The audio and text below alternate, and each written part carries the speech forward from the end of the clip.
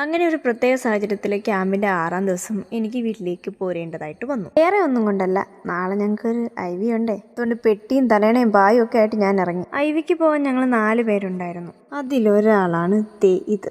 രാത്രി കഴിച്ചില്ല ആള്. എന്തോ രാത്രി കഴിച്ചില്ല.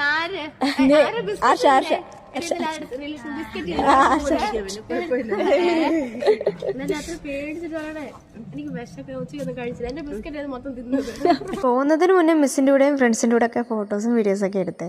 അവിടെ നിന്ന് പോകുന്നപ്പം ശരിക്കും വിഷമമൊക്കെ തോന്നി കേട്ടോ. കണ്ടോ?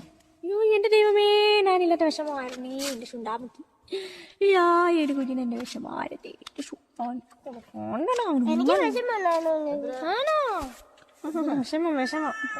ഞാൻ വന്നപ്പോഴേ എല്ലാവരും സങ്കടം പറച്ചിലും കൊണ്ട് വന്നു. പിന്നെ എൻ്റെ സാധനങ്ങളൊക്കെ എടുക്കാൻ ചോട്ടുമാണ് വന്നത്.